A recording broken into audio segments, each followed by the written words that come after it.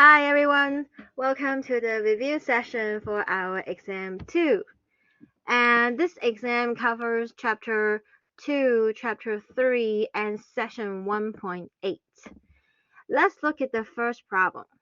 So this problem asks us to use the graph of g of x below to answer the following questions. Part A. Write the domain of g of x using interval notation. So domain is the set of x values. So you want to imagine we have the sun right here, and you want to project this curve on the x-axis.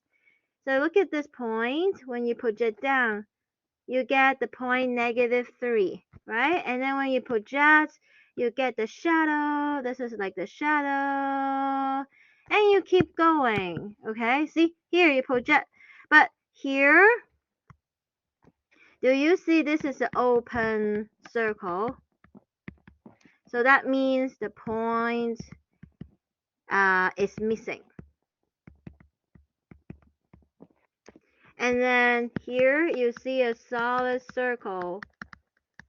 That means we include the endpoint.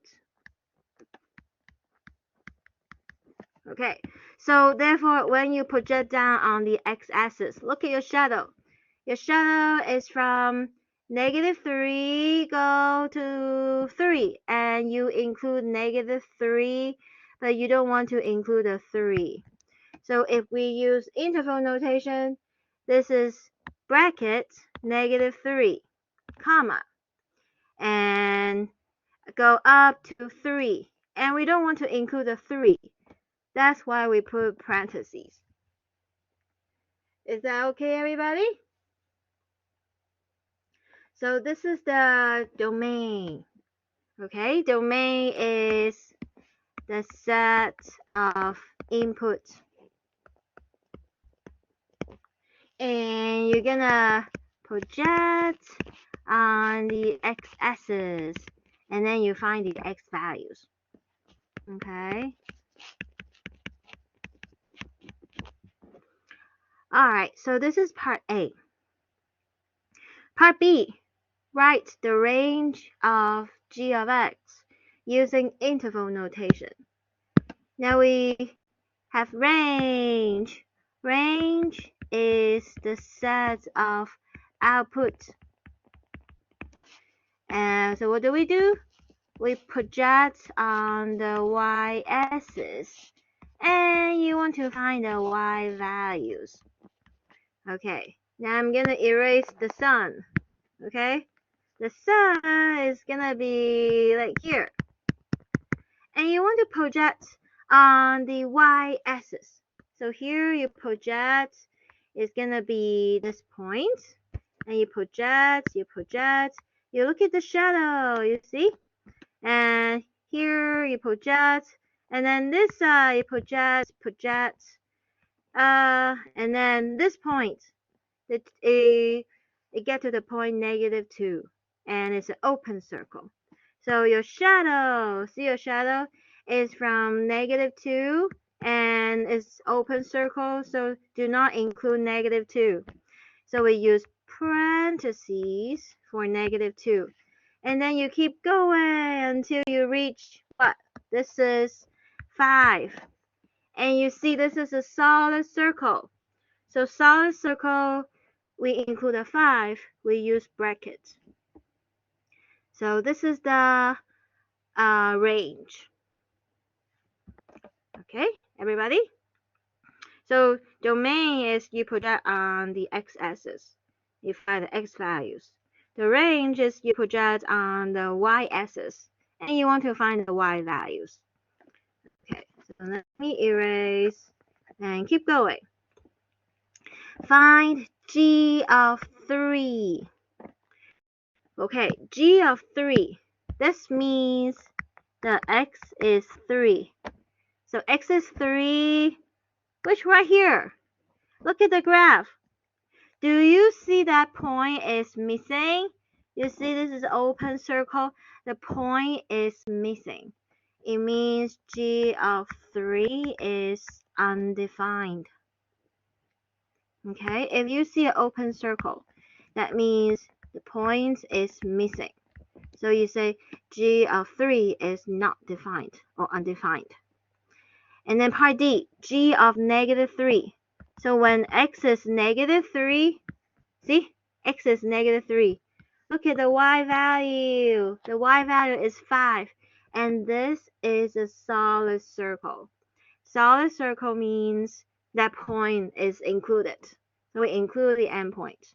So g of -3 equals 5. The y coordinate is 5. Okay? So part C and part D, we're given the x values. And we want to find the y values. Okay, so part C and D, we're given the x value. And we want to find the y value. Okay? But part E is like the opposite. We want to find the x value such that g of x equals to 1. So this means we're given y equals to 1. And we want to find the x value. Okay, what do? Y is 1. Where's 1? Look at your y-axis. 1 is right here. So you kind of draw a horizontal line. And how does it intersect the graph? Do you see it intersect at x is -2 and intersect at x is 0, and also this point x at 2. So actually we have 3 x values. So x is -2, x is 0, and x is 2. So we have 3 intersection points here. Okay, so we have 3 x values that map to 1. Okay, so this is part A. So problem 1, part A. If you understand this problem, could you type A in the chat?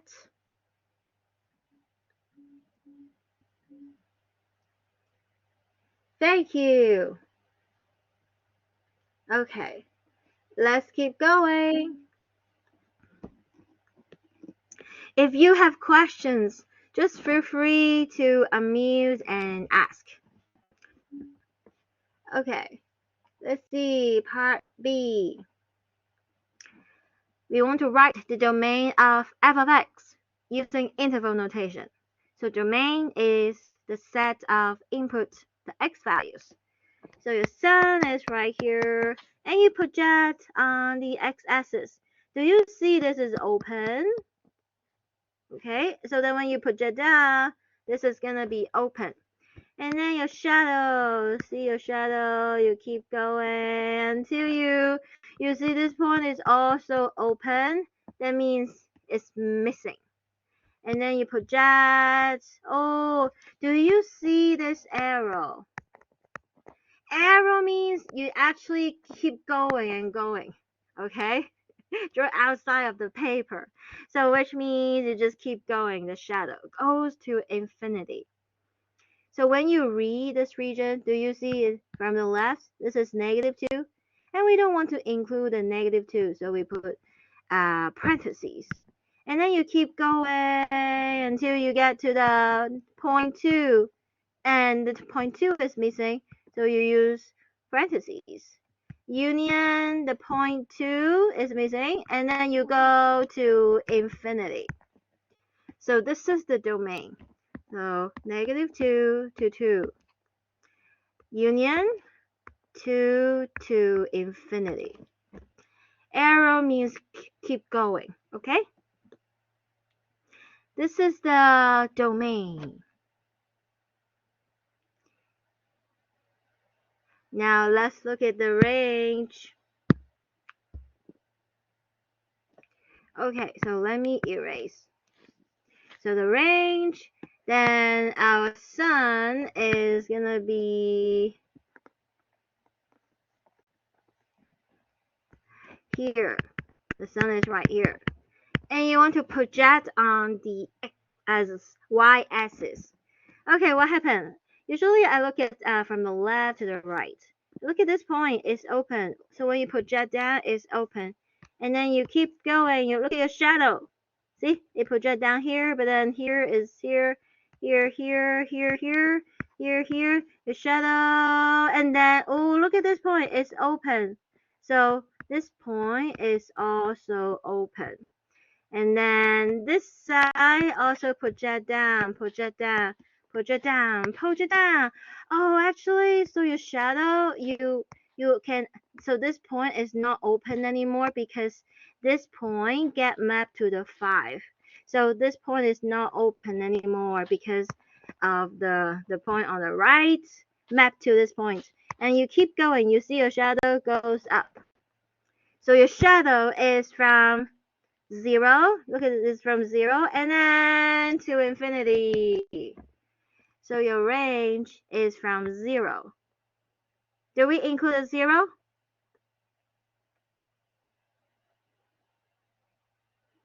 No, it's open, right?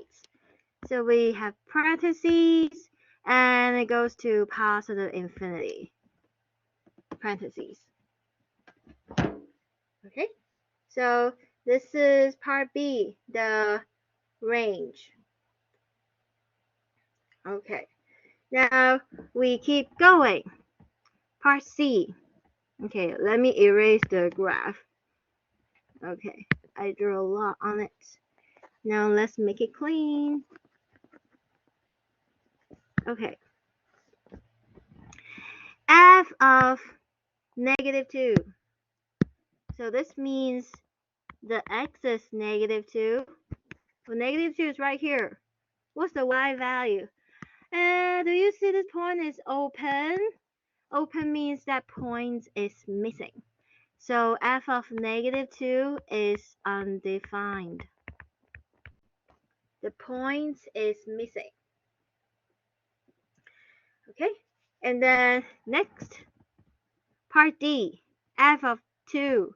Well, x is 2. 2 is right here. Oh, you see, this is also open. That means the point is also missing.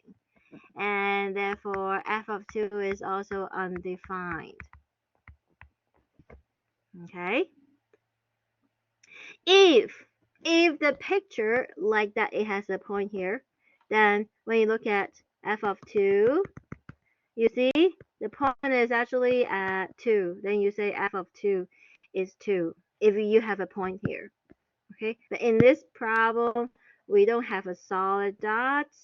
Therefore, f of 2 is not defined. How about f of 4? Well, f of 4, x is 4. Okay, x is 4. And then you look at what is the y. Let me see. I didn't draw a picture good enough. So arrow means you keep going. Okay, do you see this point? And it's 6. So f of 4 equals 6. Okay, so sometimes if you see the arrow is not long enough, use a ruler to make it longer. If you don't have a ruler, you can use your student ID or any credit card. Okay, so C, D, E, we were given the x values, and then we find the y value. Okay, part F is the opposite. We're given the y equals 3, and we want to find the x. So y is 3. Where's 3? Right here. So you draw the horizontal line 3. How many intersection points? You see this point, you see this point, and you see this point. We have 3 points. The x value is -1, and oops, sorry. Here is 1, and then here is 3. We get 3 x values such that f of x equals 3. Okay, so we finished part B. If you can understand part B, could you type B in the chat?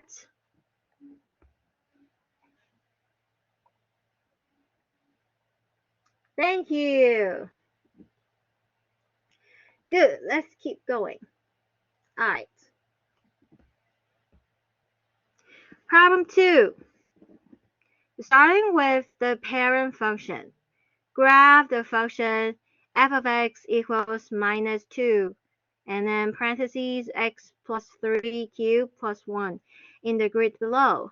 Make sure to describe the sequence of transformations with the correct order and the correct formula at each step.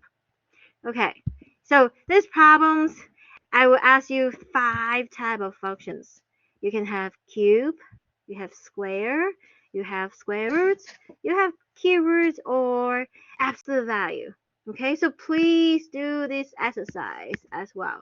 Make sure you know the shape and the key points. Not only the shape is important, but also the key points. Okay? Alright. You know what I mean by the key points, do you?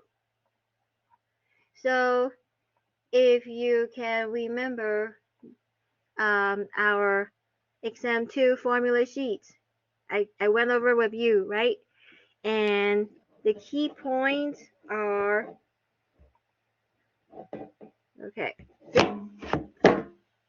this is x squared. The key points are 0, 0, 1, 1, 2, 4, minus 1, 1, minus 2, 4. Those are the 5 key points. And x cubed, we also have 5 key points. 0, 0, 1, 1, 2, 8, negative 1, negative 1, negative 2, negative 8. Make sure you plot those key points and label them. Square root of x, 3 key points. They are 0, 0, 1, 1, and 4, 2. Okay? Key roots. Today we talk about key roots and x cubed. They are inverse function. So it's like the mirror image across the line y equals x. Therefore, the key root pass through 0, 0, 1, 1, and 8, 2, and also pass through minus 1, and minus 8, minus 2. Okay, so 5 key points. Absolute value of x, 3 key points. 0, 0, 1, 1, and minus 1, 1. Okay, so remember this 5 parent function and the key points. Okay, so what is the correct order of transformations? We have, do you still remember? Okay, let's write it down. Okay, let's use this space. Order of the transformation. First one, we have that one on the sheets, okay? So yeah, we can just look at here. So this is the order of transformation, shift left or right. Left is plus, right is minus. And how would the point change? You see x plus or minus c, and the y remain constant. The second one reflects about the y-axis. So you will have a minus sign right in front of x. And then the third one reflects about the x-axis. This means you will have a minus sign in front of the y. It means it's minus sign in front of the whole function. Okay? And the x remain the same. Vertical stretch by a factor of c. You see there is the number c multiplied by the y. So multiply by the entire function. Okay. And the last one, shift up and down. Up is y add a number. Down means y subtract a number. Okay, that is the order of transformations. Okay, now come back. Here, you see this is x cubed. So the parent function, x cubed. So it has 5 key points. There's 0, 0, 1, 1, and 2, 8. 1, 2, 3, 4, 5, 6, 7, 8. Please label the key points. Okay, the key point 2 and 8. Label 2 and 8. You don't need to label 5 or 6 or 7. No, just label the key points, 2, 8. And then here, -1, and -2, -8. 1, 2, 3, 4, 5, 6, 7, 8. So this is -8. Put a dot here and connect them. So this is x cubed. So we follow the order of transformation. The first one. Do you see x plus or minus a number? Oh, look at this. Yes, x plus 3. So from the parent function, we change x. Replace x by x plus 3. Okay? And plus is left. So shift left 3 units. Okay, so see here we have 5 key points. You shift left 3 units. Then you're at what? So this is -8. It was -2, but then you shift left 3 units is -5. So -5/8 is that point. And then here, -1 shift left 3 units is -4. And this is -1. Okay. And then the 0 shift left 3 units, -3, 0. And the 1 shift left 3 units, you get -2, 1. And then the 2, 8 shift left 3 units, you get -1 and 8. And connect them together.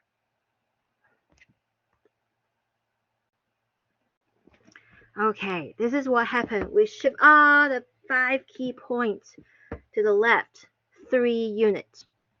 Okay, that's the first step. Step 2. Do we have reflection about the y-axis? Do you see a minus sign in front of x? Do you see a minus sign in front of x? No. This minus sign is in front of the whole function. So it's not just in front of the x. Okay, just in front of the x, you're talking about -x plus 3 cubed. This minus sign is just in front of x. But this minus sign is in front of the entire function. So it's like in front of the y. Okay, so we have minus sign in front of the function. Okay, so from this step, go to the next step, we put a minus sign in front of the function. And this is reflect over the x-axis. Okay, and this means the x-coordinate remain the same, and then the y-coordinate, you put a minus sign in front of it. Okay, so that's why I hope that you can be familiar with this formula. Okay, so here the reflections about the y-axis, x remain the same, y you put a minus sign in front of it. Okay, let me use a different color. Okay, look at this point. Okay, look at this point. X coordinate remain the same. So it's still -5, but the y coordinate now is gonna be 8. So -5 and then 8. Put that point. And then next point, it was -4, so stay -4, but it was -1. Now flip it to 1. Okay. Next point, -3, 0, it remains the same. Next point, -2, 1, flip it down to -2 and -1. Next point, flip it down, it becomes -1 and -8. Finally, connect these 5 points. So this is what we get. Okay, let me ask if you can understand at this step. Could you type 2 in the chat?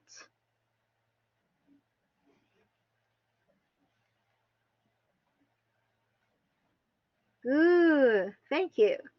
Okay, so now we keep going. Next one, vertical stretch by a factor of c. Do you see a number multiplied by the y? Okay, yeah, c is 2 times that. So the next step is y equals -2 times x plus 3 cubed. And this is vertical stretch by a factor of 2. So this means what? The x coordinate remain the same, but the y coordinate you multiply by 2. Okay, look at the left point. X coordinate remain the same, so still -5.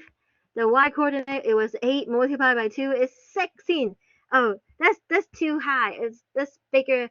That's outside of this grid. So it's okay. Then we don't draw that point. Yeah, when it's outside of this picture, just don't draw it. Okay. Now look at the next point. This point, it was what? It was -4 and 1. Now x value remain the same. The y value is 1 multiplied by 2.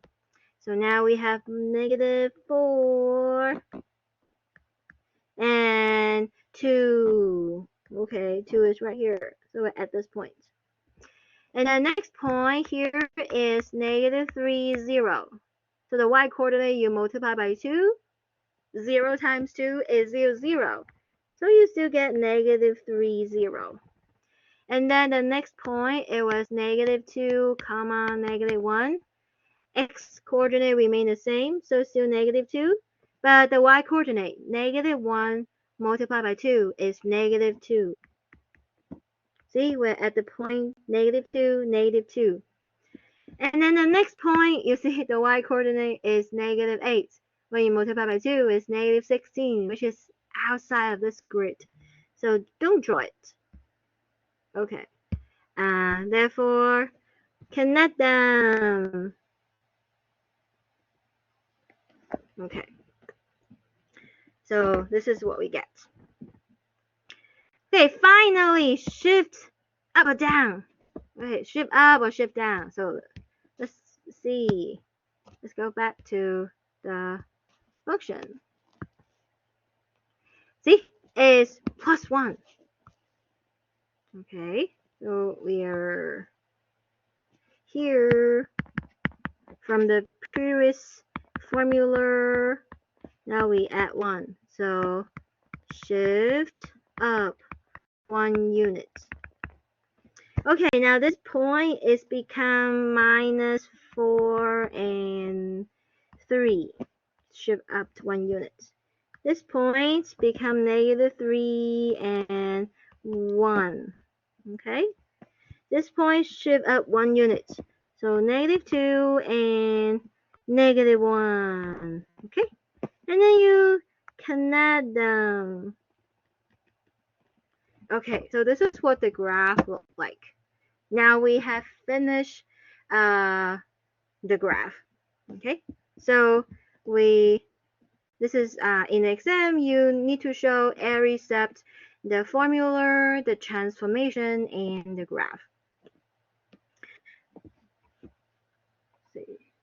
Should we try to include all the 5 key points? But the problem is 16. 16 is outside of this grid. Okay, so if it's outside, then you don't need to draw it. If it's inside this grid, then you can draw it. Is that okay, Colin? Okay, good. All right, everybody, if you can understand this problem too, could you type D in the chat? D. Thank you. Okay, let's keep going. Okay, problem 3. Yeah, D, duck. Okay, so problem 3. We want to find the domain. So what's the domain? Okay, see? That's why here this is the useful formula for exam 2, because I write down all the formula you need on the exam. Domain, you look at either square root of a, then the things inside the square root, you need to be greater or equal to 0. Or if you see fractions, you need the denominator not equal to 0. That's why here, square root, see? Square root. We need things inside the square root to be greater or equal to 0. Solve for x. So subtract 10 on both sides. When you work with inequality, you can add or subtract a number. And if you multiply or divide it by a positive number, it won't change the inequality. But if you multiply or divide it by a negative number, you need to flip the inequality sign. Okay, so when you multiply or divide by a negative number, okay, you need to flip the inequality sign. Okay, so therefore here we want to solve for x. So both sides divided by 2. So we have x greater or equal to negative 10 divided by 2 is 5. Okay. And then look at next term. See, this is a fraction. We need the denominator not equal to 0. So 5x minus 4 times x plus 7 not equal to 0. So that means each of the factor cannot be 0. And you solve for x. So we add 4 on both sides. So 5x not equal to 4. And then both sides divided by 5. So x not equal to 4/5. And on the other side, subtract 7 on both sides. So x not equal to minus 7. Okay, so plot this on the real number line. You have the real number line, x bigger or equal to negative 5. So negative 5, label it. Bigger or equal means it's a solid circle. If you just have greater than, that is an open circle. Okay, greater or equal is a solid circle.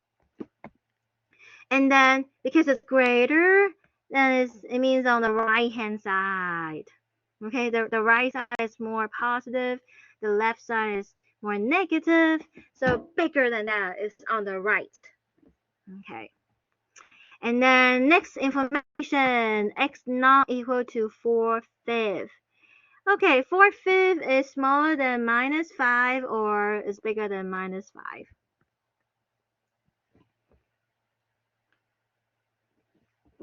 Bigger, right? So we put it on the right hand side of negative 5. And not equal means you put an open circle. Right. Next information, x not equal to negative 7. When negative 7 is less than negative 5, so we put it on the left hand side of negative 5. Not equal means you put an open circle.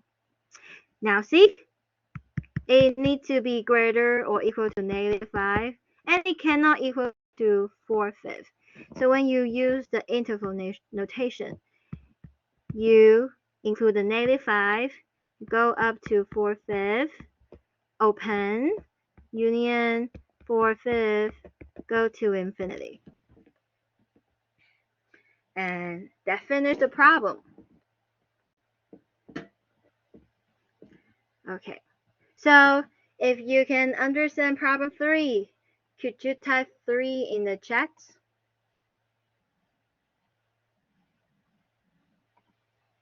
Thank you. Okay, so problem 4 is about the rational zero theorem. I would say this problem is going to be the hardest problem of this exam because the process is long. Okay, and if you have degree 4 polynomial, you want to use the rational zero theorem to find two roots. Okay, and then use synthetic division or long division. If you have degree 3 polynomial, then you use the rational zero theorem to find only one root. Then use synthetic division or long division. Okay, and because our in-class exam is only 15 minutes, so I won't ask the degree 4 case.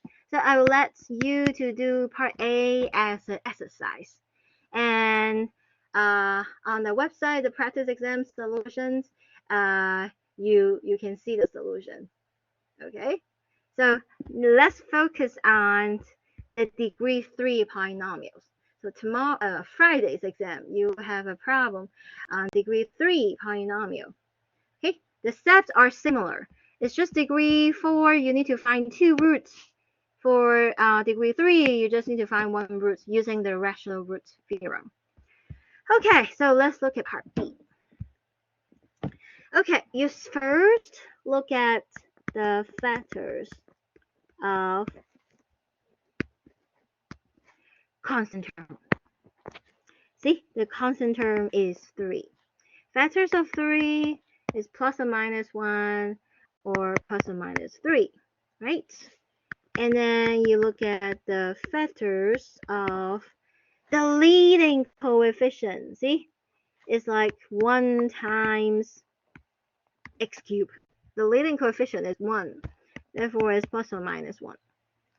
Then the possible roots, you use these numbers divided by these numbers. So plus or minus 1 over plus or minus 1 is plus or minus 1. Plus or minus 3 over plus or minus 1 is plus or minus 3.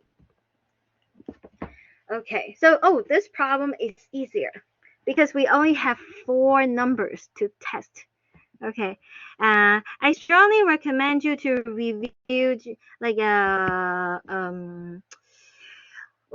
the in-class examples of sessions 3.4. Okay, yes. Okay, so now let's try x equals 1. P of 1 is, so plug in x is 1 into our formula. 1 cubed minus 5 times x squared, so 1 squared, plus 5 times 1, plus 3. You see 1 cubed is 1, 1 squared is 1, but times 5 is just 5, and plus 5 times 1 is 5, plus 3. Oh, minus 5 and 5 cancel. We get 4. 4 is not 0. Okay, so we keep going. How about negative 1? P of negative 1. Negative 1 cubed minus 5 times negative 1 squared, plus 5 times negative 1, plus 3. Negative 1 cubed is still negative 1.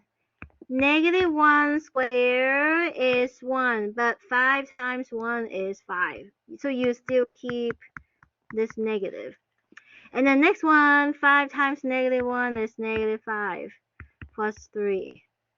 Ooh, see, it's not 0. So keep going. Plug in 3. 3 cubed minus 5 times 3 squared plus 5 times 3 plus 3. 3 cubed is 27. And then 3 squared is 9. 5 times 9 is 45. 5 times 3 is 15 plus 3. Okay, let's see. I want to calculate these two. Minus 45 plus 15 is negative 30.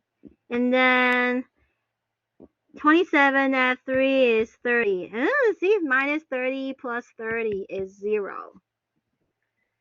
You can also use your calculator. Okay, Good, we get 0. So x equals to 3 is a root. That means x minus 3 is a factor of p of x. So p of x equals x minus 3 times a quadratic factor.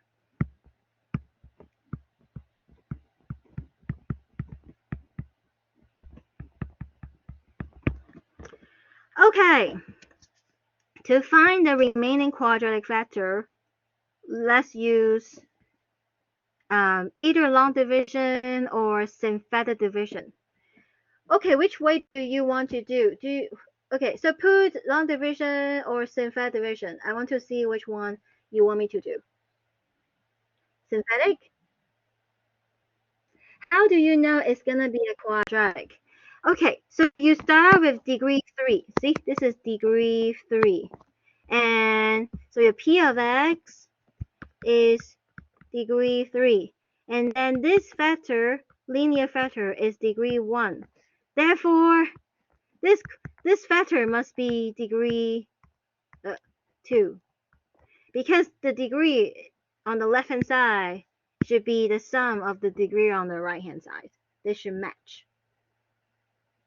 Okay, so one of you said synthetic division, two of you said, where do you get the degree 3 form?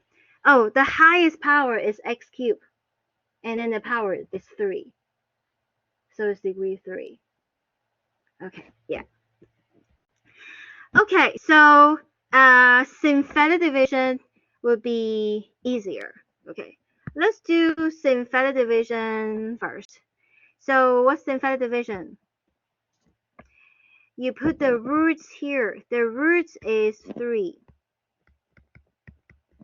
Okay, and then you put the coefficients of the polynomial here. The coefficient is x cubed, so it's 1x cubed, and then negative 5x squared, and then 5x, and then 3. Is that okay, everybody? We write down the roots and we write down the coefficients of the polynomial. And then let's start the process. 1, move down. And then you use 1 multiplied by the roots and put it into the next column. 1 times 3 is 3. Okay? And then you add them. Negative 5 plus 3 is negative 2. Okay, so if you don't remember the process, say move down the number, okay? And use that number to multiply by the roots and then put it in the next column. And then add the number in the column. And then you repeat this process. Okay, you use negative 2 multiplied by 3, you get negative 6, right? You put it in the next column and you add them. 5 times negative 6, 5 minus 6 is negative 1. And negative 1 times 3 is negative 3. And you add them. Do you see you get 0? This is the remainder. And it's always 0 because we know x minus 3 is a factor of p of x. So the remainder is always 0. And then this is going to be the quotient. So the quotient, you have negative 1, and then you increase the power of x. So negative 2x, and then you have 1x squared. So therefore, you get x minus 3, and then x squared minus 2x minus 1. So once you get this quadratic factor, you either try to factor it or you use the quadratic formula. Okay, so for this quadratic factor, actually you're not able to factor it. So just use the quadratic formula. For those of you not good at factoring, use the quadratic formula. Okay, so quadratic formula is negative b. So b is negative 2. So negative b become 2. Plus or minus square root of b squared. So negative 2 squared. Minus 4a is 1. C is negative 1 over 2a. A is 1. And then negative 2 squared is positive 4. Minus 4 times negative 1, it becomes plus 4. Plus 4. And 4 plus 4 is 8. All over 2. And therefore, sorry, 4 here. Yeah, 4 plus 4 is 8. And you know, square root of 8 is the same as 2 root 2. And when you divide it by 2, what happened? I don't have enough space, so let me shrink it a little bit. So this is the good thing about using Word. I can shrink it a little bit.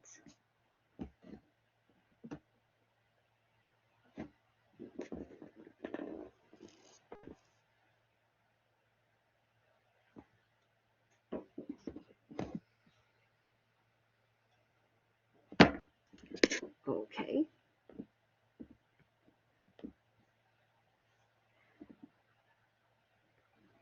Alright.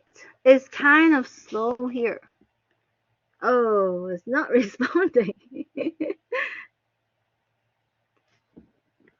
me try again. Okay, maybe let me save it first.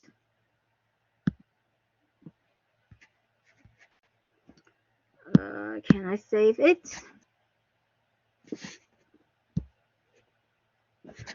Okay, I think my word is just slow. How did you get 1 times the x in the quotient? Oh, that is because you always start with the constant term. Okay, so maybe I'm not able to move it. Let me. See what happened? Okay, it's slow here.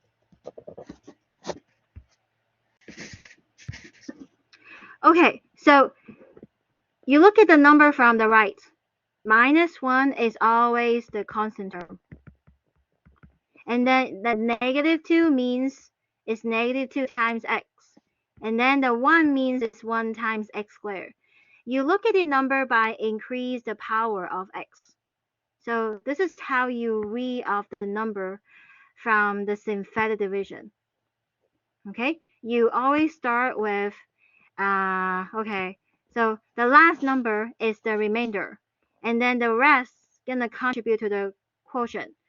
The number on the right is gonna be the constant term, and then the next number is gonna be the coefficient of x. The next number is gonna be the coefficient of x squared. If you have another number here, it's gonna be the coefficient of x cubed. So you just keep going and keep increasing the power of x, so then you can get the quotient. Is that okay, Quinton?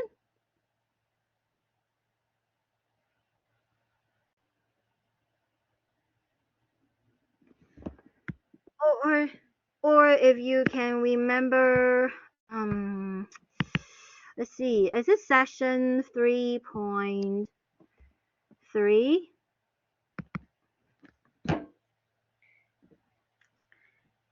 Okay, let me try to open our in-class notes.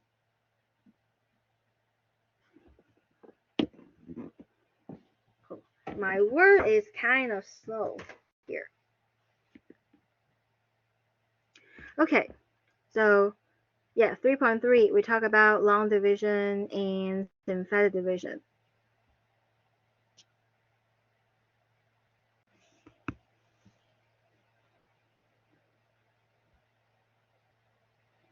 Okay, so we were doing this example. Okay, so therefore you look at the quotient. So your quotient, you see, the 12 is the remainder. Do you see my mouse? The 12? Where is it? Okay, here. The 12 is the remainder.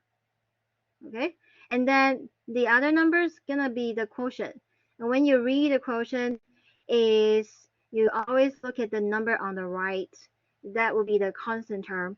And then the next number is gonna be the coefficient of x. And the next number is the coefficient of x squared. The next number is the coefficient of x cubed. You keep increasing the power of x. Okay, so this is how it works. Is that okay, everybody? So, okay, we keep going. And now, what is this number? You can see a common factor 2 on the numerator. When you factor out the 2, you get 1 plus or minus square root of 2 because you factor out the 2. Okay? And divided by 2. So 2 and 2 cancel. We get 1 plus or minus square root of 2. So we have three roots. We have x equals to 3 and x equals to 1 plus square root of 2 and x equals 1 minus square root of 2. All of them have multiplicity 1. Okay, so we have three roots. All of them have multiplicity 1. Okay, so in this example, I show you how to use synthetic division. And then if you want to use long division, I don't have enough space. So let me show you here. Okay, you put the polynomial here, x cubed minus 5x squared plus 5x plus 3, and divided by x minus 3. See, x minus 3 is the divisor. And then you look at the leading term. Okay, x cubed and x. What multiply by x to get x cubed? So you put x squared here. And then use x squared times x to get x cubed. X squared times negative 3 to get negative 3x squared. And then you use the first line, subtract the second line. X cubed cancel. Negative 5x squared minus negative become positive. So minus 5 plus 3 is negative 2x squared. And then 5x and 3, move it down. Then look at what's multiplied by x to get negative 2x squared. Well, it's negative 2x. Negative 2x times x is negative 2x squared. Negative 2x times negative 3 is positive 6x. And then you use the first line, subtract the second line. Negative 2x squared and minus negative 2x squared cancel. 5x minus 6x is negative x. And then negative x times what? Okay, so x times what is negative x? Okay, x times minus 1 is negative x. So minus 1 times x is negative x. Minus 1 times negative 3 is positive 3. Use the first line, subtract the second line. You get 0. So the quotient is x squared minus 2x minus 1. And you see it's the same as our answer here. So that is long division. How do you get the multiplicity 1? Oh, okay. Okay, the reason is this is a quadratic factor. If you can remember for quadratic equation, so for quadratic equation like ax squared plus bx plus c equal to 0, you look at the discriminant, which is b squared minus 4ac. If the discriminant is positive, then you will get two real roots. Okay, let's say they are R1 and R2. Then it means you can express the quadratic equation to be a times x minus R1 times x minus R2 equal to 0. Okay, and in this case, see, this is 2 real roots. Therefore, we can express this as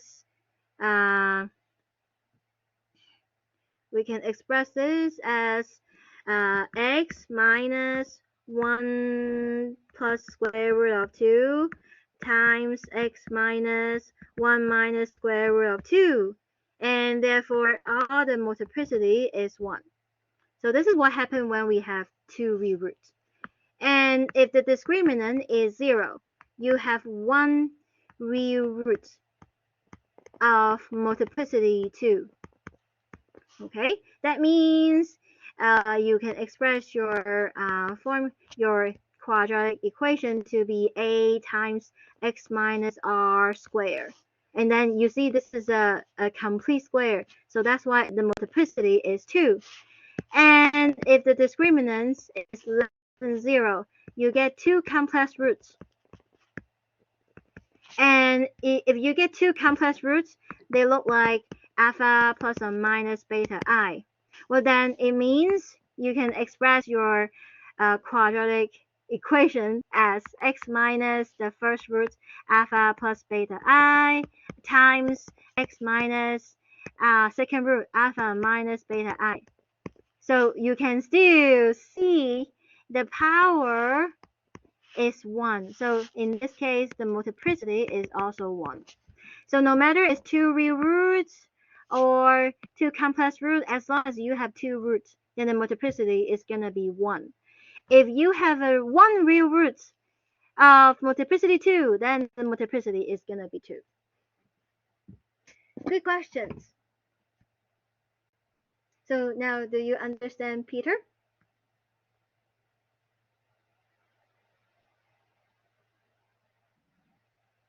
Okay, good.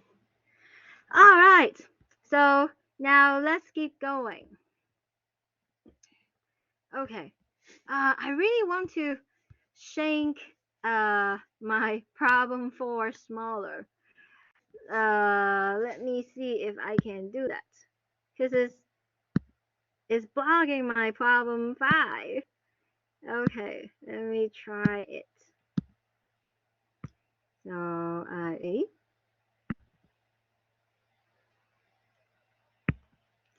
okay, I want to box all of this.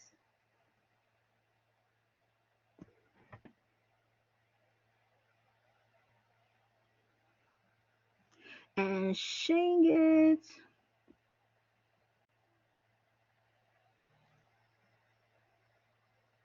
Okay, am I able to shrink it? Oh, my word is not responding.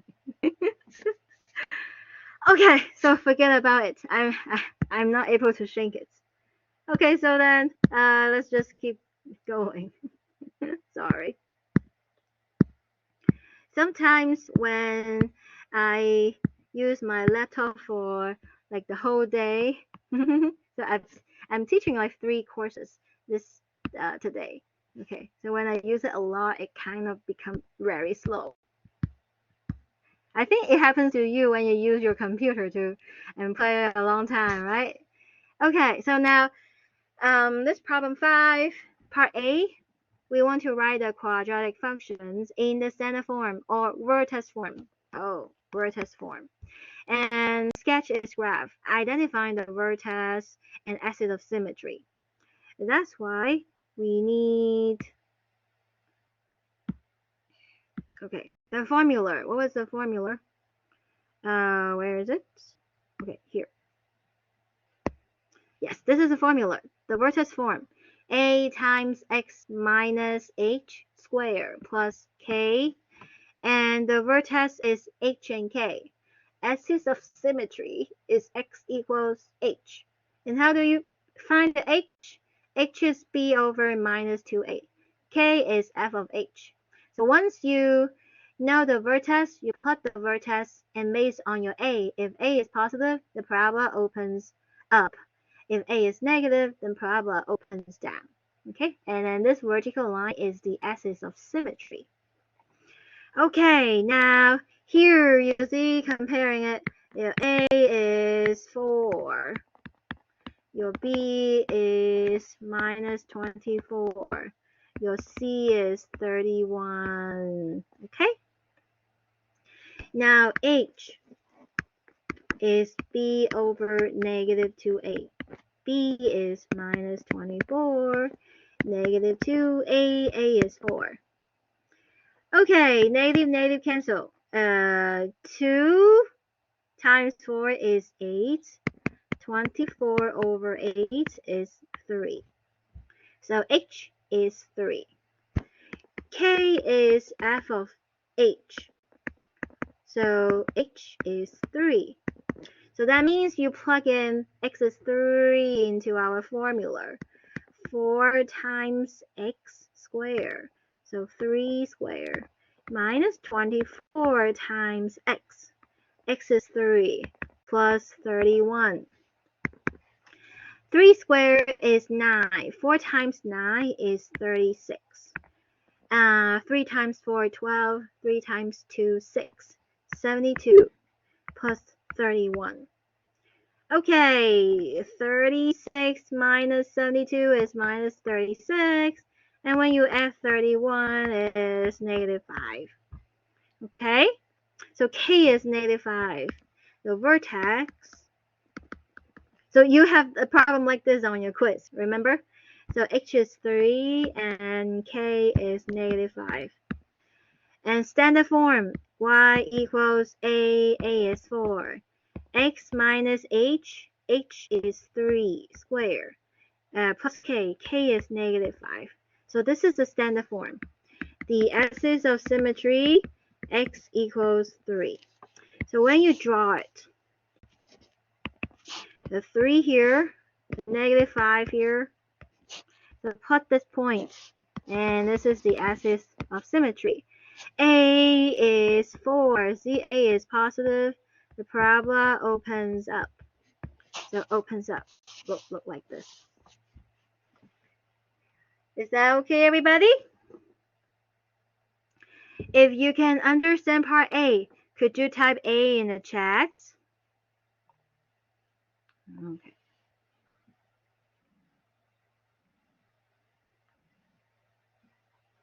Thank you. All right, let's keep going. Part B. Write the standard form of the equation of the parabola that has vertex 5, 12, and passes through 7, 15. Okay, the vertex form, y equals a times x minus h squared plus k. So make sure you are familiar with all the formula, okay? So your vertex hk, h is 5, so plug in, h is 5, k is 12, okay? And then do you see we still need to find a? What is a? Oh, a pass through 7, 15. So you plug in x is 7 and you plug in y is 15. So y is 15. See, y is 15. A, we don't know that. X is 7 minus 5 squared plus 12. 15 equals a times 7 minus 5 is 2 squared plus 12. 15 equals a times 2 squared is 4 plus 12. We want to solve for a, so subtract 12 on both sides. We get 3 equals a times 4. Now we want to get rid of the 4 divided by 4. So we get a is 3 over 4. Finally, plug it back. See, plug it back. A is 3 over 4. And then times x minus 5 squared plus 12. So this is part B. If you can understand part B, could you type B in the chat? Yeah. I would say this problem is easy. Yes. As long as you can remember the vertex form, you just plug in the h and k and then plug in the point to find the a. So yeah, this problem is easy. So I hope all of you can get this right. Okay, next one. Sketch the graph of f of x. Be sure to show intercept and end behavior.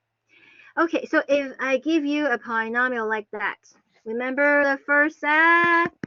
Factor. Everybody say factor. Yeah, you said that, right? Factor. Yes. Okay, do you see? Oh, if the leading coefficient is negative, you want to factor out a negative. And do you see all of the terms has x in it? So we can factor out an x. So what's left? Well, the first term is like negative 4x cube, right? If you factor out the negative x, you have 4x squared left. So that's why you get 4x squared left. And then the second term, you want to factor out a minus x. It was positive. If you factor out a minus 1, you will have a minus 1. And you will have another 4, right? And it was x squared. If you factor out an x, then you will have another x. So this is negative 4x. So negative 4x. The last term, you want to factor out negative, so it's negative. And you want to factor out x. So it was positive. If you factor out negative, it becomes negative inside. And when you factor out the x, you get 15 inside. So it becomes negative 15. Yes. So when you factor out a negative, that means all the terms change sign. So factor out negative 1, all terms change sign. So it was minus, plus, plus. Now your plus, minus, minus. Change signs. Okay? All right. Now we keep going. Can we factor this as a quadratic? Okay? So how can we factor it? Well, you look at 4x squared. It's either x and 4x or it's 2x and 2x. Let's try 2x and 2x. If it does not work, then we try 4x and x. Negative 15. 15, it could be 1 times 15. It could be 3 times 5. Yeah, so let's try 3 times 5. And because it's negative, so one of them is negative. Let's try if this works. We multiply by the outside, 2x times 5 is 10x. Multiply by the inside, negative 3 times 2x is negative 6x. Add them up together. When you add them up, oh, do you see we get 4x? But we actually get minus 4x. If you see the sign is, if it changes the sign, then you just flip it. You flip it, so this becomes plus, and that one becomes minus. Then this will work. You multiply the outside, you get minus 10. You multiply the inside, you get 6x. Therefore, you get, when you add them up, you get minus 4x. So this is the correct factorization. Let me also write it down here so it's more clear. Okay, so yes, first step, factor. Now we set each factor equal to 0. So x is 0, 2x plus 3 is 0, 2x minus 5 is 0. Solve for x. Minus 3 on both sides. 2x equals negative 3 divided by 2 divided by 2. So x is negative 3/2. And then next one, add 5 on both sides. 2x is 5 divided by 2 divided by 2. X is 5/2. Therefore, the x-intercept, they are points. Everybody say point. Yes, points. So then we get 0, 0, and -3 halves 0, and 5 halves 0. These are the x-intercepts. And then to find the y-intercept, you plug in f of 0. Okay? And in this case, you can plug in the factor form or the original form. I would say plug in the original form probably easier. Do you see when you plug in x is 0? 0 cubed is 0. So the first term is just 0. 0 squared is 0, second term is 0. And 15 times 0 is also 0. You just get 0. Therefore, the point 0, 0 is both x-intercept. It's also y-intercept. So we draw the real number line. That's x-axis, and this is the y-axis. We plot the x-intercepts. So they are like 0, 0 here. -3 halves 0. So the number do not need to be very exact. You just know -3 halves is on the left side of 0. Okay, and 5 halves is on the right side of 0. Plot that.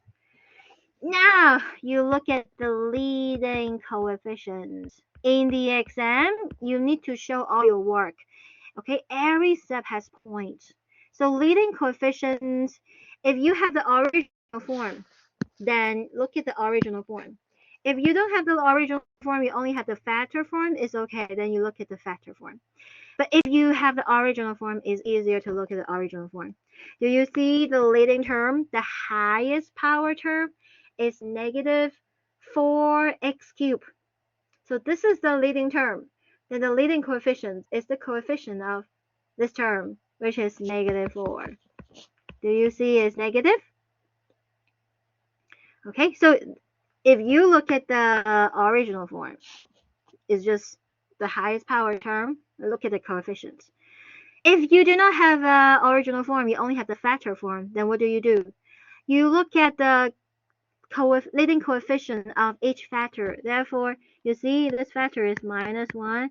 And look at this factor, the coefficient is 2. Look at this factor, the coefficient is 2. Therefore, -1 times 2 times 2 is -4. You have the same answer. Okay? So negative leading coefficient, it means start with the right lower corner.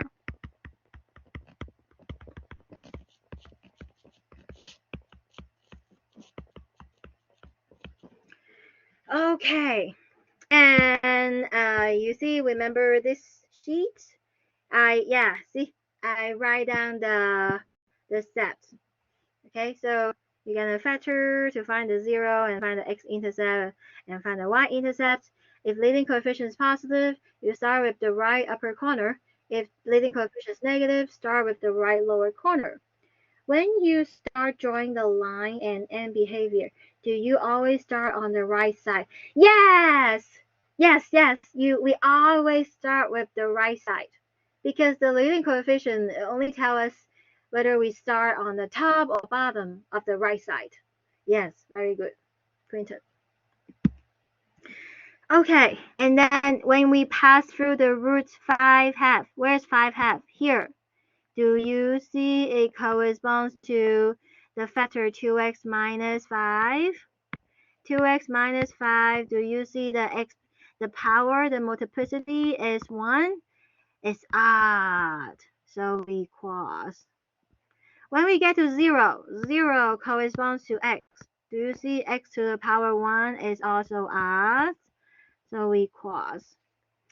-3 half corresponds to the factor 2x plus 3. Do you see the multiplicity is also 1? So we also cross. So the picture look like this. And then you look at end behavior. Look at this. See, your line is going to the left. That means x goes to -infinity. And it's going to what? Top or bottom? Top or bottom? top, then the y goes to infinity. Yeah? On the other side, you see that the line is going to the right, so x goes to positive infinity.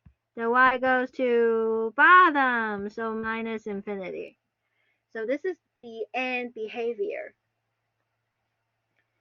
Okay, if you can understand part A, could you type A in the chat?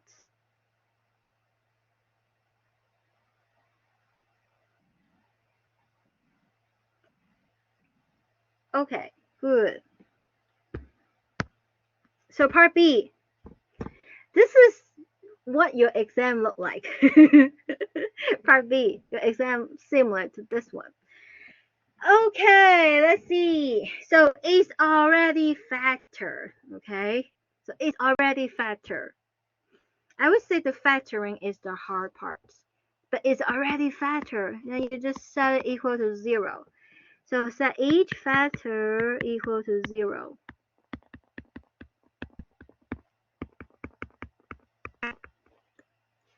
Solve for x.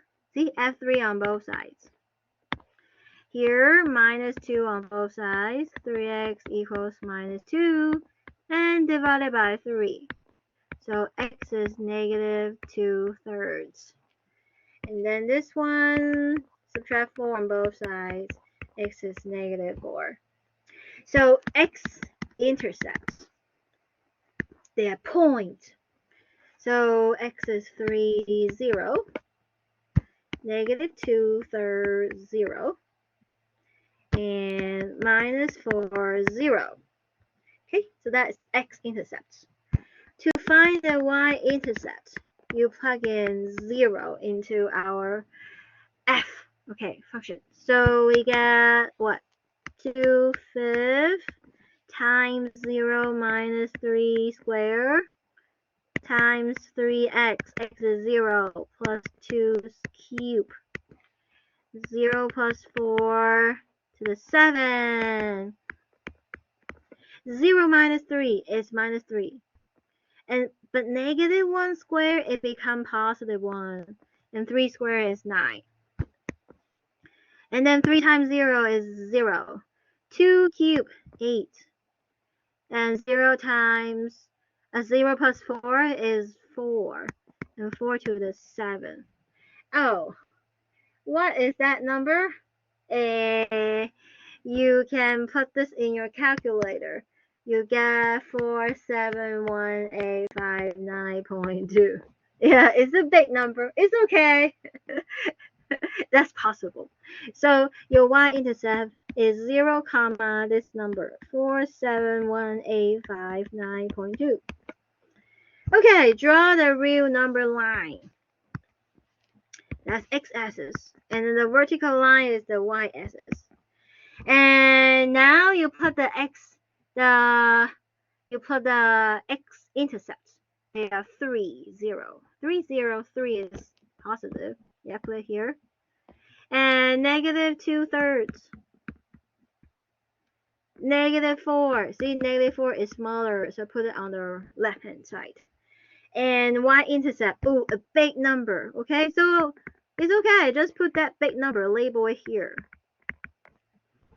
Okay, now let's look at the leading coefficient. Oh, let's see. Do you have a question? Where did the O for the y-intercept of f of 0 comes from? Okay, so remember to find the x-intercept. You set the y equal to 0 and you solve for x. And then to find the y-intercept, you set the x is 0 and you solve for y. Therefore, you plug in x is 0. See, it's f of x. You plug in x is 0 and you find the y. That will give you the y-intercept. Yeah, okay, good. What is the leading coefficient? You see, we have factor form. Then you look at the leading coefficient of each factor and multiply them. So we get 2/5. Okay, maybe let me use a different color. So 2/5, and then this factor the coefficient of x is 1 and it's square. Next factor, coefficient of x is 3, but then this is cube. Next factor, coefficient of x is 1 raised to the 7. Okay, do you see this is positive? For leading coefficient, we don't need to calculate what the number exactly is. We just need to know whether it is positive or negative. If it's positive, we start with the right upper corner. If it's negative, we start with the right lower corner. So here is positive. So we start with the right upper corner. Yeah, we always start with the right side, and then we go to the left. 3, where's 3? So 3 corresponds to the factor x minus 3. What happened to the multiplicity, even or odd?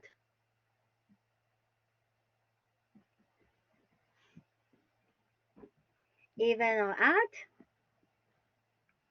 Yes, even. So we bounce. Oh, you see, we can cross the y-intercept and connect this point. See, it makes sense. If it cross here, though, then you're not able to connect to this point, which is not good. So now it makes sense. Okay, negative 2/3 is right here. It corresponds to the factor of 3x minus 2. What's the multiplicity? Odd or even? Odd. So we cross. Minus 4. What's the multiplicity? Odd or even? Odd. So we also cross. Yes. So this is a picture look like. Now, and behavior. Everybody tell me. See, go to the left. So x goes to what? Minus infinity. Y goes to what? Top. Yes, top is infinity. Okay, on the right hand side, see? Go to the right. So x goes to infinity. How about your y? Goes to also top. So infinity. So that is the end behavior. And we have answered all the questions of this problem. Okay, we show the x-intercept. We show the end behavior. Any questions about part B? If you can understand part B, could you type B in the chat?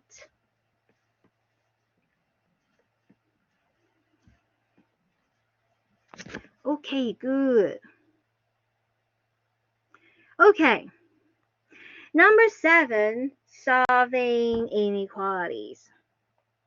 Okay, so here are the steps. We move all the terms to the left-hand side. So the right-hand side is 0. We want to factor the left-hand side completely.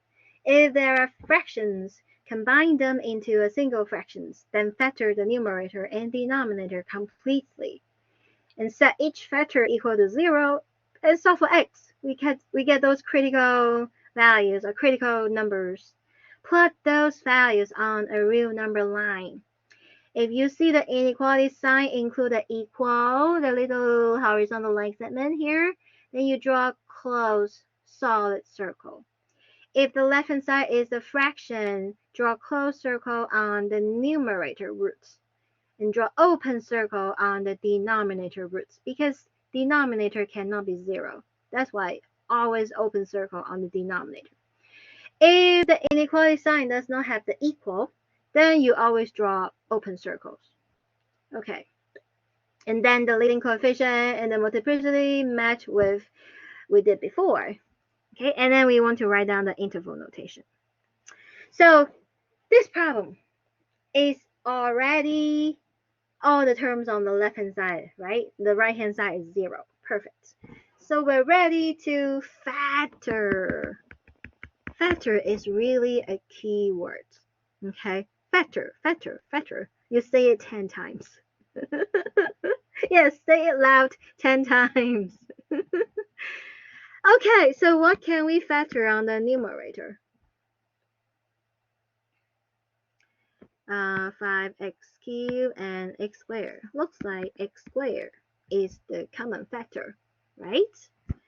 And then 5x cubed is x squared times 5x. X squared is x squared times 1. So this is how we factor the numerator. Denominator. How do we factor it? Well, x squared, x and x, minus 12. It could be 4 and 3, or 2 and 6, or 1 and 12. But which one works? And let's see. Let's try 4 and 3.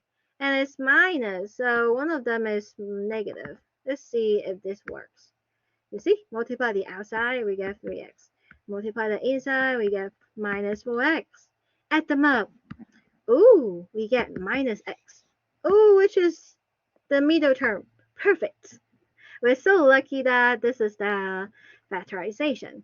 Okay, if this combination does not work, then you need to keep trying. So greater or equal to 0. We already factor it. Now set each factor equal to 0. Look at the numerator. X squared set equal to 0. And then 5x minus 1 set it equal to 0. And x minus 4 set it equal to 0. X plus 3 set it equal to 0. Okay, and now we have, okay, so we have solve for x. So x is 0. Here, add 1 on both sides, 5x equals 1, and then divide it by 5. So x is 1/5. Here, add 4 on both sides. So x is 4. Here, subtract 3 on both sides. We get x is negative 3. Okay. And on the real number line, because it's greater or equal, so for the numerator roots, you put solid circle. Okay. For the denominator root, you put open circle. Which one are the numerator roots? They are the 0 and 1/5. So 0 here, 1/5 here. We put solid circle. Denominator 4 and negative 3. 4 on the right hand side of 1/5. Negative 3 on the left hand side. And we put open circle. Is that okay, everybody? Alright. Then we figure out the leading coefficients. The leading coefficients, if you have the factor form, you can look at the leading coefficient of each factor and multiply it. Or if you have the original form, then you can look at the leading coefficient of the numerator over the leading coefficient of the denominator. Okay, so in our problem, if you look at the original form, you see the leading coefficient of the numerator is 5, and then the leading coefficient of the denominator is 1. So 5 over 1 is positive. Or if you look at the factor form, what are the leading coefficients? Well, x squared coefficient is 1, and then 5x coefficient is 5 over, see, x coefficient is 1, x coefficient is 1, so you also get 5. So no matter you look at the factor form or you look at the original form, the leading coefficients should be the same. So positive, which means start with the right upper corner. And when you get to the 4, it corresponds to the factor x minus 4. Do you see x minus 4? The power is 1. 1 is odd, so we cross. 1/5. 1/5 corresponds to the factor 5x minus 1. The multiplicity is 1. Odd, cross. And then 0. X squared. Do you see the multiplicity is even? Bangs. And negative 3 corresponds to x plus 3. The multiplicity is 1, so we cross. So when it's below the line, it's negative. When it's above the line, it's positive. And then this is below and this is above. Now, what are we looking for?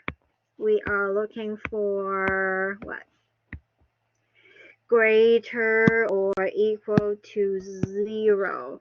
That means is positive or including the 0. Okay, now read off from the picture. -3, we don't want to include that. And then you keep going. You see this point, the 0 is included. So don't stop. Don't split the interval. Keep going until you reach 1/5. And you want to include that 1/5. So you put a bracket. And then union, you see 4. We don't want to include a 4, parentheses. And you keep going up to infinity. So that's why 4 to infinity. So this is the interval notation. What the leading coefficient are we looking at to know to start at the top right? Oh, so if the leading coefficient is positive, then we start with the top right. If the leading coefficient is negative, we start with the bottom right. Okay, how about let's see the examples in 1.8. So in 1.8, leading coefficients. Oh, leading coefficient is the number. Do not include the x cube. So if you look at the original form, the leading term of the numerator is 5x cubed. Leading term has the x power, but the leading coefficient is the coefficient of the leading term. So that's why the leading coefficient of the numerator is 5. And then the leading term of the denominator is x squared. The leading coefficient of the denominator is 1. So 5/1 is positive. So if you look at the original formula, it's 5/1. Okay. Okay, since 5/1 is positive, start at the top right. Yeah, exactly. So if this is session 1.8, our class notes. Okay. Okay, so do you look at see here? If you don't have fractions, you have polynomials. The leading coefficient is the coefficient of the highest power term. And in this case, it's 2. 2 is positive. You start with the top right here. And then, did we do any of these problems? Oh, okay. So look at this one. Look at this one. What's the leading coefficient? See, the coefficient of the numerator is -1. The coefficient of the denominator is 1. So -1/1 is negative.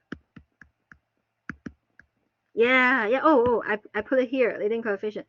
It's negative. So we start with the right lower corner. You see, right lower corner. And then, what? Do we have more problems? Okay, look at this one. What's the leading coefficient? Well, if you have factor form and you look at leading coefficients, the leading coefficient is the leading coefficient of each factor. This factor, the leading coefficient is -1. This factor, the leading coefficient is 3. This factor, the leading coefficient is 1 and then square. Do you see it's negative? So you start with the right lower corner. Okay? How about this problem? -3. And then this leading coefficient is 2. Here this leading coefficient is 1. Here this leading coefficient is 3 cubed. You see it's negative. You start with the right lower corner. And okay, your exam similar to this one is already factored. Okay, so you don't need to worry about factoring. Then you set each factor equal to 0. Okay, you find the roots, and then when you you plot the numerator roots, you put solid circle. Denominator roots, you put open circles, and then your leading coefficient, see, is 2 square, 3 to the 1, and 1 to the square, and 4 cubed, and it's positive. Therefore, you start with the right upper corner. Okay, so the leading coefficient tell you start on the right or top right or top left. Ignore minus 7 and plus 1. 7 is not leading coefficient, it's constant term. Yeah, no x, right. The leading coefficient is the highest x power term. Okay, the coefficient of that. Yes. Ignore the constant term, right, for leading coefficients. Okay, and don't include the power of x. It's just numbers. Okay, so then, which one? Okay. Oh, if you can understand A, could you type A in the chat?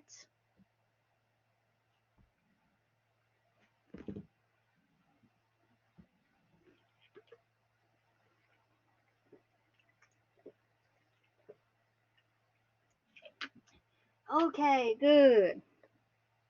If you have questions, feel free to unmute and ask me. And if tomorrow you have more questions, feel free to come to my office hours. Okay, I will be in my office from 10 to 2, and then after 2, it's from 3:20 to 5. Okay, so keep going. This problem. Oh, you see the right hand side is not 0. So the first thing we need to do is to move the 5 to the left. So both sides subtract 5. So 3x over 7x minus 12 minus 5 less than 0. And you see the left hand side, we have two terms, combine them into a single fraction. So the common denominator is 7x minus 12. So if you want to combine them, you multiply by the common denominator. So now you get denominator 7x minus 12, numerator 3x minus 5 times 7x minus 12. And this should be 5 times 7, 35x, negative 5 times negative 12, positive 60. 7x. Okay, my word, I need to save it. Sometimes, yes, it need to be saved, and then I can keep going. All right. Okay. 7x minus 12, less than 0. Combine the like terms. 3x minus 35 is negative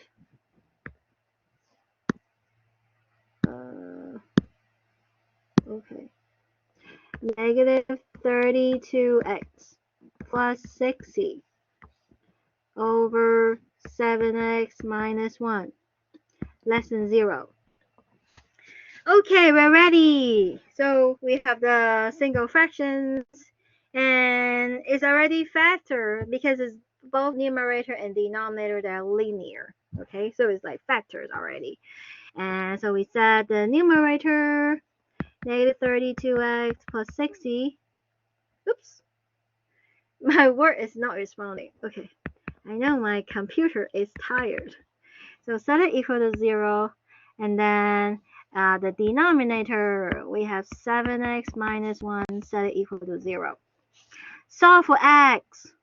Add 32x on both sides. 60 is 32x. And then both sides divided by 32. You know 32 is 8 times 4. 60 is 15 times 4. So we cancel the 4, we get x is 15 over 8. And then here, add 1 on both sides. We get 7x equals 1. Divided by 7, and we get x is 1 over 7. So therefore, we get 15 over 8 and 1 over 7. Draw the real number line. And because So you look at the combined factors version, which is this one. You look at this one, and because it's less than 0, so that means all of them are open circles. So you have 15 over 8. Okay, 15 over 8 is bigger than 1 over 7. So put open circle on both of them. And then what is the leading coefficient? Oh, why 1 over 7 is open? Oh, because it's less than. Less than does not include equal. So where is it? Look at this. If you have greater than or less than, you draw open circles for all the critical numbers, all the critical values. If you have greater than or equal or less than or equal, then you draw solid circle on the numerator roots. But denominator roots is always open circles. Okay? Because you don't have equal open circles. Oh, no problem. Okay, and the leading coefficient. Look at the coefficient, leading coefficient of the numerator. It's negative 32. Denominator 7. Do you see it's negative? So we start with the right lower corner. And when you cross this, when you reach this point, see this point corresponds to the root negative 32x plus 60. And you see the multiplicity is 1. Okay, if you don't see a power there, it means the multiplicity is 1.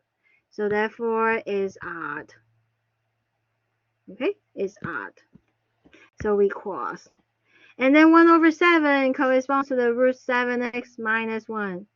Again, if you don't see the power, it means this is the factor raised to the power 1. So it is odd. Therefore, we cross. Okay?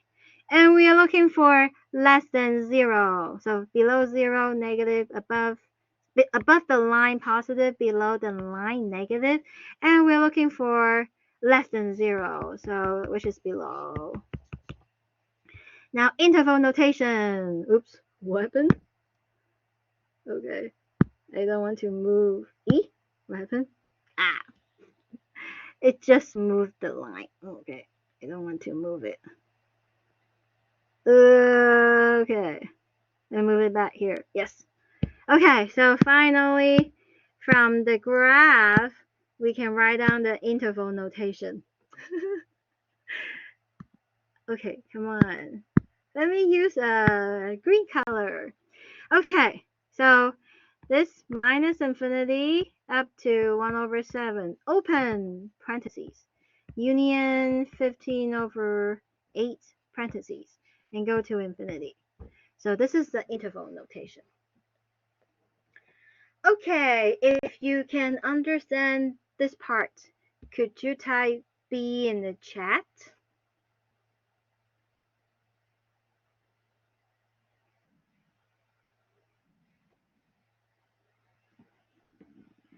Okay, good. So the exam, review this problem. Okay, review this problem. Okay, it's already factor, and then you look at the multiplicity. Okay, on the exam, it's not necessarily greater or equal. It could be less than equal, or it's less than, or it's greater than.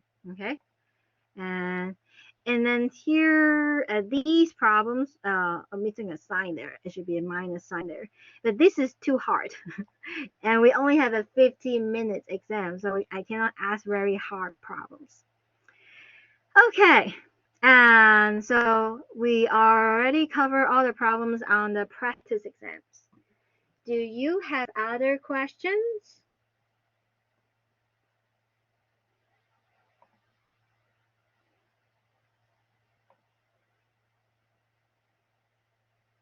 If you don't have a question, could you type no in the chat?